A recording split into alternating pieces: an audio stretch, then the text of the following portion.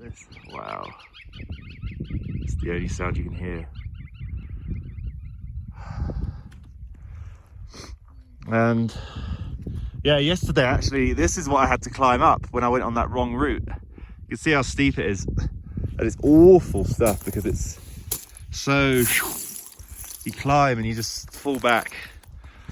Best fiver I've ever spent. Good old decathlon. All the other ones I've spent a lot of money on, they've always like bent. Whereas these have been up to the top of Mururata and they're all right. Oh, this isn't good speed.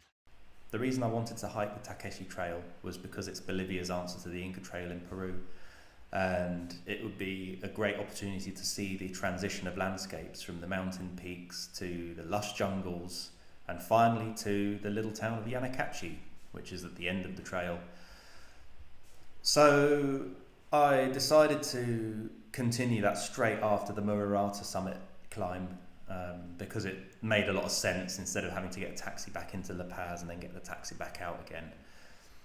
In some ways it wasn't the best decision because my backpack was over 20 kilos. I think it was about 25 actually, all in all. So including all my water as well and my rubbish.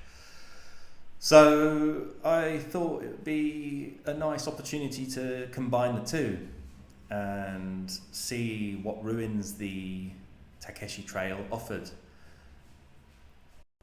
This footage is of me descending from the high camp on Mururata because I thought it'd be quite nice to include this in the context of the Takesi hike as well, because it was one of a piece, and you know I was carrying all of the food in my backpack for both the hike and the summit attempt in one go. I don't know what they're like that. It's not washing, it's bits of old tarp, and who knows what's burning up there. Looks like it's sort of burning this peat stuff. I don't think it is peat. I mean, it looks like peat. I wonder what that stuff is. It looks like eggs or something. Something is being grown. I'm not sure what. Nearly at the end of the road. Well, I start the Takesi Trail. Look at that. Wow.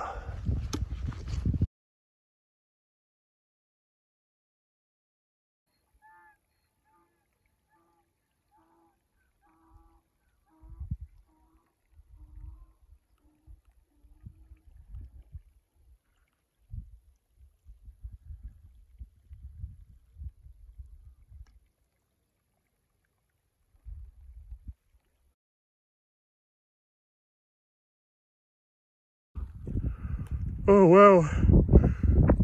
Oh, excuse me. Another mountain climb in the works basically. Although I found some Incan ruins on the Takesi Trail. And they're not particularly exciting, but it's a start. And that's what the path would have looked like back in the day. And that's the view. That's where I came from literally less than an hour ago. So that's actually really good progress. Climbed 100 meters since that. Excuse me, and another 300 meters to go until I get to the pass, which is the highest point of the trek. Yeah, I'm really not. I thought I could do those mountains, but there's so much rock climbing involved. It's too dangerous. I need to save all my spare energy for Illimani. I definitely will do that one. Like, the only reason I'm finding this exhausting is because I've got this bloody pack on my back. Like 5 litres of water, all my food for the next 2.5 days. So I actually carried up more when I went up Mururata. I had like 5 days worth of food then. So that up there is the highest point of the trek.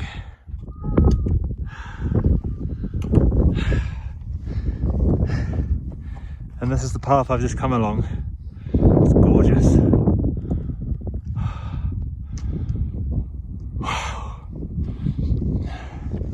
Can really see why the conquistadors called these the Royal Mountains, or the Cordillera Real. Something truly befitting of the word. Look at this. It's a whole intact Inca road. I didn't expect anything from this trek. I just wanted to do it because it's like good distance and I get to see another town and see the mountains from a different angle. But this is awesome. This is actually pretty impressive. And to think I was actually going to skip this out when I was going to climb that mountain up there.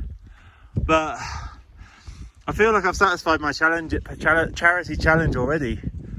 Like, instead of climbing the peak, I'm doing this.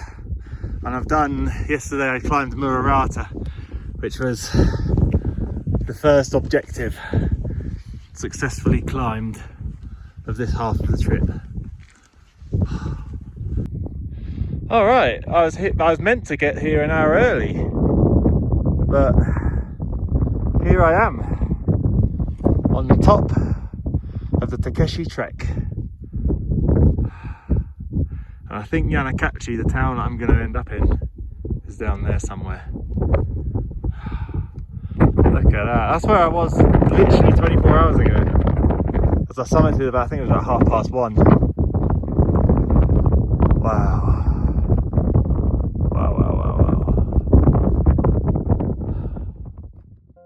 I'm always grateful for every single view that I see, whether it's a view like this or a view of a really cool toilet in a really cool bar in London, my home city.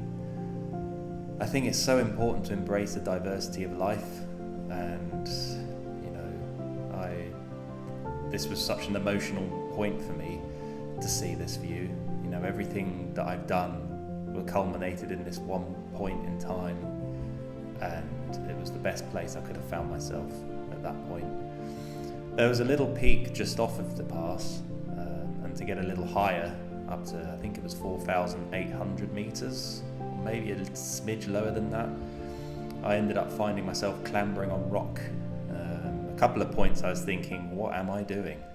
You know, am I contradicting my last few words by sort of always chasing for the next thing? But at the same time, it's always worth trying to get a little high. I've climbed all this way, why not go a little higher? So here I found myself on a small unnamed rocky peak. My original plan was to come up this way, which is like a 3,000 meter climb from Yanakachi, the town where the walk ends or starts. And so I decided to, there's the pass, that's the road I've just climbed up, the Takesi Pass. I climbed up a subsidiary peak just next to the pass. So I thought that'd be a nice sort of second peak. So that was my first, this is my second. So I'm at this lovely peaceful lake. I'd love to camp here actually, but I've still got like 18 miles to go. I want to get to Yanakachi by not tomorrow, the next day, in enough time to get like a hotel and find out about buses and stuff. Oh, it's an Andes hare of some description. So it turns out this is not an Andes hare at all. There's no such thing. It's actually a rodent, and it's called a biscacha. It's nice. Let me zoom out. Look at that. Oh my god. Some ruins down there. Must be an old farmhouse or something. Oh, what a spot to be working every day of your life. Oh. So you can see the pass up there. And the peak just to the right of it is the one I climbed. And the lake is kind of, oops, up there, oops, up on that sort of plateau. I just come back down there and now I've got this gorgeous view opening up beyond as we start descending into the jungle.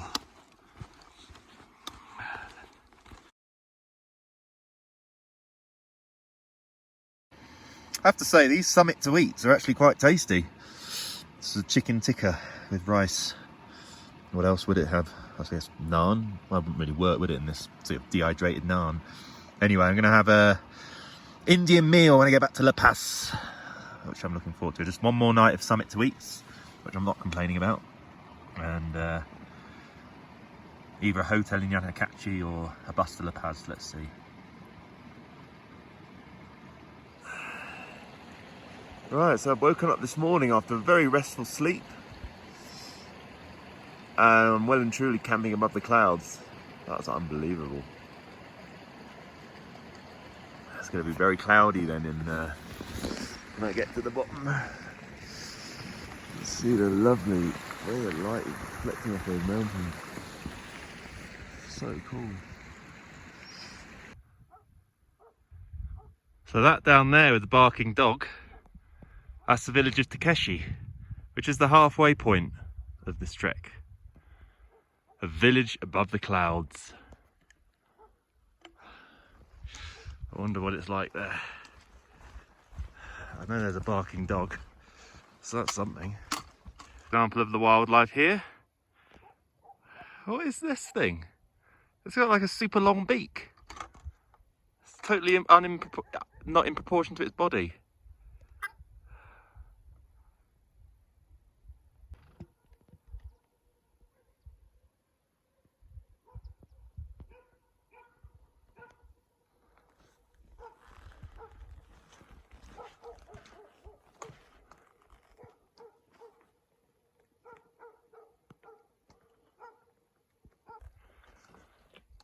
So here I am ambling through the centre of Takesi with this random dog. Well, I guess it's not a random dog, it lives here. I'm the random, really. Strolling on through towards a sign. I wonder what the sign says. Oh. But then you look up here, and then I realise why this experience is also worthwhile. Look at that. That's the Mururata. And then you've got the clouds in the distance there.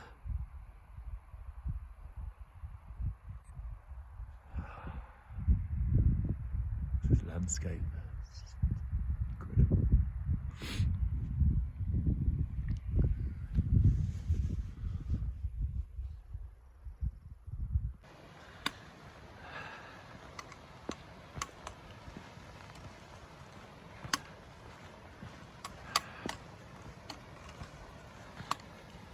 Hello.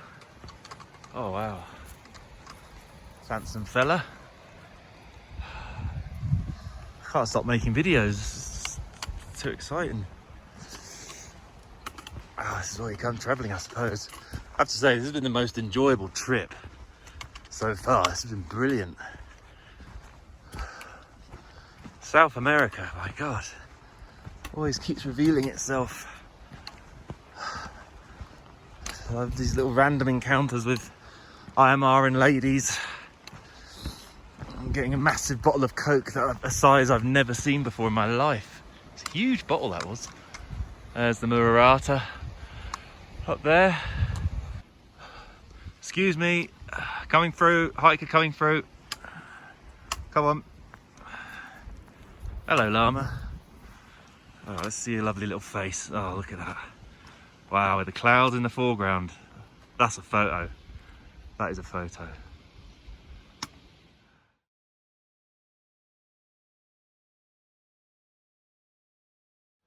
According to this sign, I'm at the same level as my apartment in La Paz, which is kind of random and cool. Let's try and do this one-handed as he makes a video on his iPhone.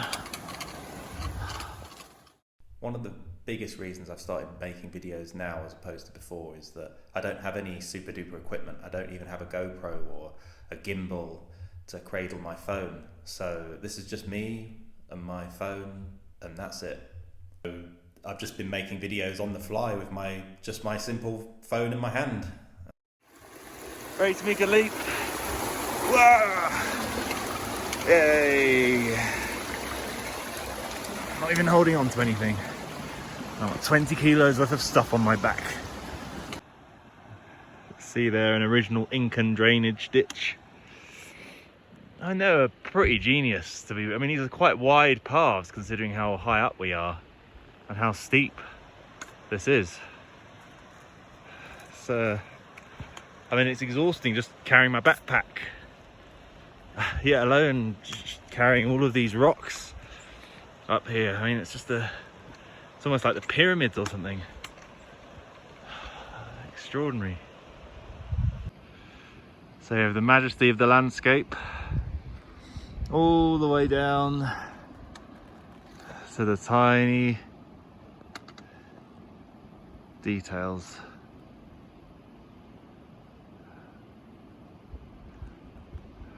You can see that's where I came from, and you can see the layers, like you've got the different browns, green, light greens, and then the darker greens as I'm coming into the lush jungle.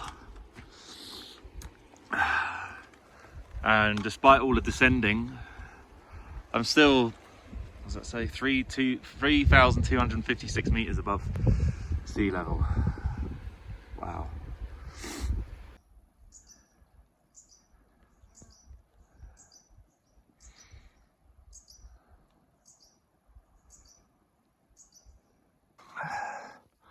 Alberge El Rosso de Primo.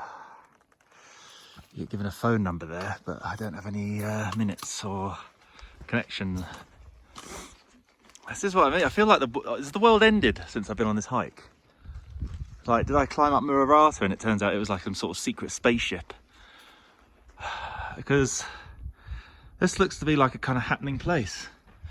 You know, they got temperature readings and sort of things saying that you got to keep your distance and stuff like that. It looks like there's some sort of kitchen, but it's abandoned, totally abandoned. This is my campsite for the night. It's not the best campsite, it's right next to the path, but I've only seen like a woman and her kid, and that's it on this path. So I'm going to camp here because I'm very close to a mining town called Kohila. And I don't know if they have hotels there. It's up a hill as well, and I've heard it's not the pleasant of towns, so I'm going to stay here about a kilometre outside of it and enjoy this view. Yeah, that's the Mururata up there. Unbelievable to think that if you were catapulted up into the air at 60 miles an hour, it would take you 2 minutes to get up to that ridge where the snow is. 2 minutes at 60 miles an hour. Just gives you an impression of the scale. Look at that rocky peak as well.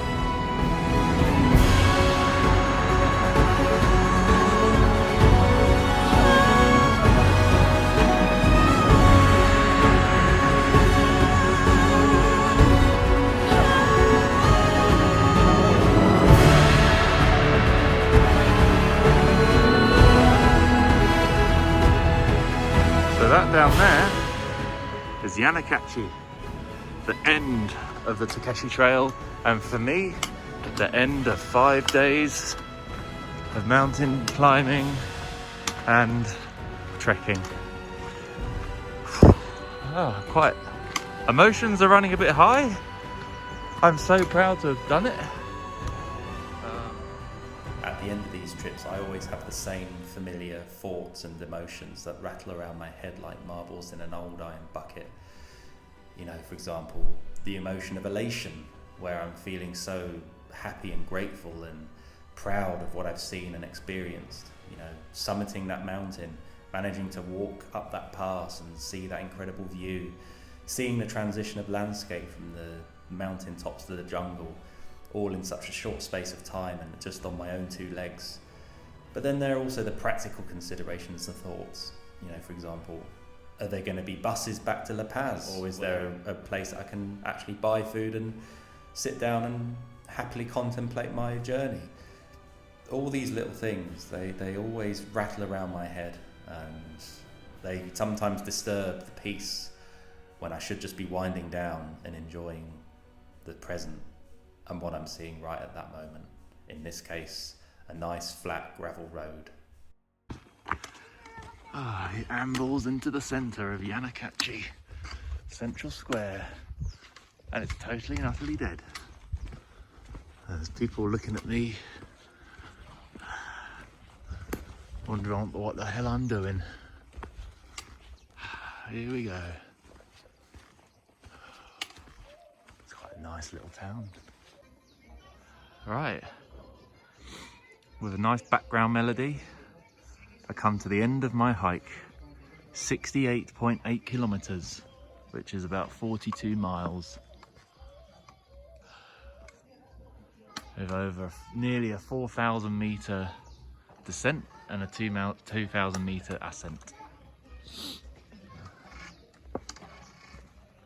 And this seems to be quite a nice little place. Probably won't spend the night. I'll get the bus at 4. Apparently there's a bus at 4, but I don't know. Anything could happen. May not be a bus ever.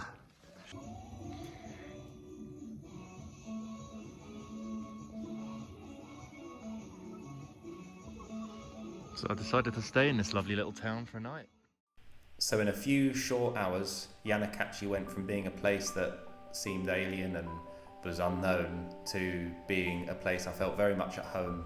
My kit spread out all over the place. You know, I felt very comfortable. Elizabeth, the lady that ran the little coffee shop stroke hotel I was staying in, was so friendly and warm.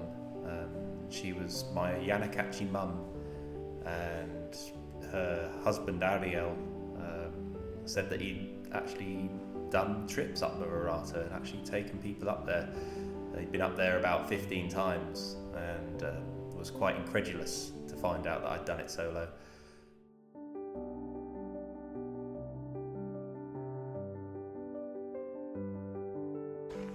This is such a nice little town. So I decided to spend the night here because it's so quiet, so peaceful. Everyone's super friendly. And that's where I'm staying, in this white building. Just here. I've got a room towards the back.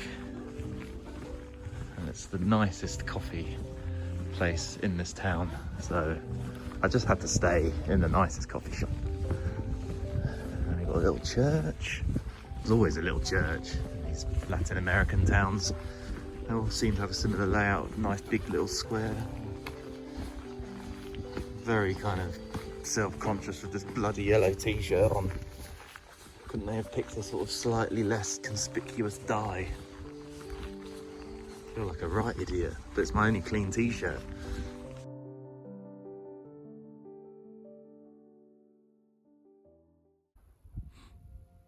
So, I was told by Ellie, or was it Elizabeth, the owner of the little coffee shop and pension I'm staying in, that coming up to Le Cambio, or the pilgrimage path, as it turns out what it is, would be a good thing to do for the morning.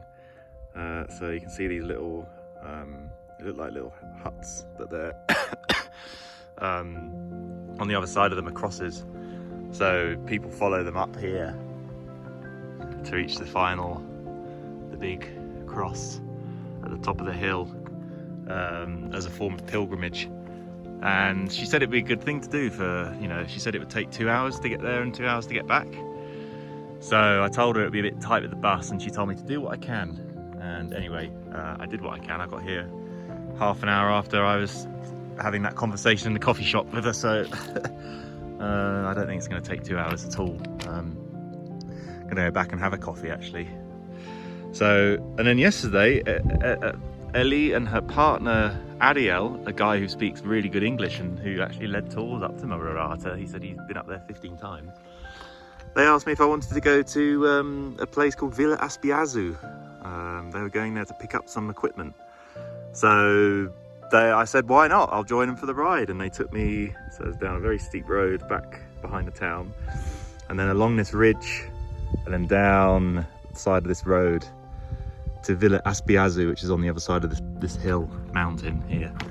And yeah, it was a really good fun little drive actually. Had a really good fun time, and had some dinner when I got back, and had a very restful sleep in old Yanakachi, a town which I didn't expect much, but it's given me back in spades, much like the rest of Bolivia really. It's the country of views. There's always a view here in Bolivia. This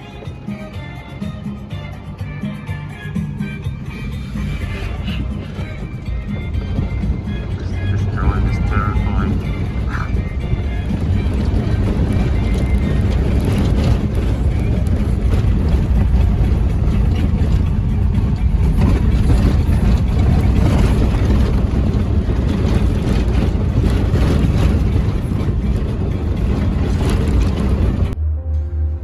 So here I am back in La Paz, on the way back to my Airbnb. It feels great to be in the city again actually. I've kind of missed the choices, and yeah, as much as I love the quietness of the countryside, I think I miss choice. It's not even like I love people, I just love choice. If I want to have an Indian meal one night, I should do. You know, I think that's what it is. As much as I loved staying in Yanakachi, I think it was just simply having the same. Wow, look at the height of that. It's so thin. Having the same. That was still under construction. It looks like it's been abandoned. That was still being built when I was here last time. Yeah, it's still. Yeah, I just miss the choice. I just love the choice that cities have to offer, and that's what I've realised. I've come to realise that I couldn't live in the countryside because of the lack of choice. It's not even like, and if a city had no people but loads of choice, that would kind of be weird as well, because you know people give it energy, people give it the choice.